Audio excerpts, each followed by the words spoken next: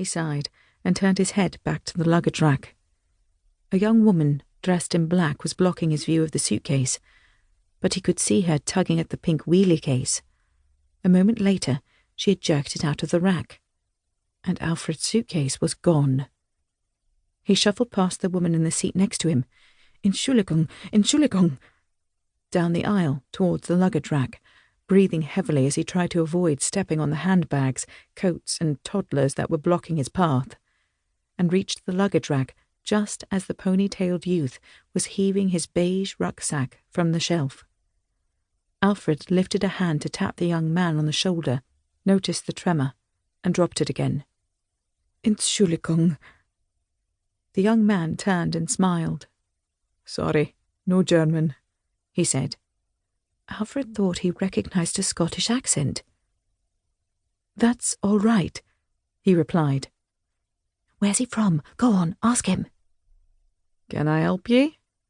The young man said, negotiating the rucksack onto his back and bumping it into several people in the process. My suitcase. I can't seem to find it, Alfred said, embarrassed at the trace of desperation that had crept into his voice. The train had come to a full stop now, and Alfred was becoming very anxious that if this was indeed his station, he would need to get his suitcase and disembark. It was just here? He gestured towards the pile of luggage still on the rack, then turned back to the man and suddenly spotted his case standing in the aisle a couple of feet away. The young woman must have put it there when she was getting her own case out. Oh, he said, his voice small. There it is. Need any help getting it off the train? The young man asked. Are we there? Alfred asked. Are we there? Are we there? How's he supposed to know when you want to get off? The man began to move slowly towards the door, along with the other passengers wanting to disembark. We're at Hauptbahnhof, if that's where you need to be, he said, over his shoulder. Alfred felt his head tremble on his neck. The young man took this as affirmation and picked up Alfred's suitcase. I'll just pop it on the platform for you, mate. All right? Then, without waiting for an answer, he headed for the door.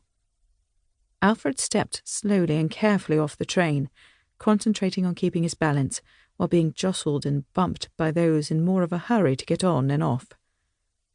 Impatient lot. He hadn't had a proper piss since that morning at home. He had tried to go on the aeroplane, but the door to the small and smelly cubicle had stubbornly refused to lock, and the fear of the door swinging suddenly open and his being exposed to a plane full of passengers with his flies undone and his shriveled 79-year-old sex poking out for all to see had made pissing all but impossible. He had only managed to squeeze out a few hot, painful drops of urine. Then, on the train, the pressure on his bladder had taken centre stage again, but he hadn't dared to seek out the toilet in case A, someone stole his suitcase, and B, he missed his stop. And now he was sitting on the platform, not managing to think beyond a visit to the toilet, and wondering how he might politely put his need to Brynja when, if, she finally turned up. The cold blew along the platform through the station, from one tunnel opening to the next. Alfred could barely remember what she looked like. She had sent him a photograph with her third letter, the one containing the aeroplane ticket, and in which she had said she was thrilled that he was coming, but he had forgotten to take the photograph with him. He'd laid it on the low walnut side table, one of the few items of furniture he'd been allowed to take from his home in Barton Road to Gladstone Court Care Home. But the nurse had rushed him out of the door that morning, bad-tempered that he wouldn't be there over Christmas, even though he'd said he would be, and now there would be 3 leftover Christmas dinners. What with Eleanor Duga passing away unexpectedly the night before, and Frank Martins deciding to spend the holidays with his daughter after all. And he'd been in the taxi speeding towards Birmingham Airport before he knew it. And make sure to tell her about your diabetes, the nurse had shouted at him, confusing his good right ear with his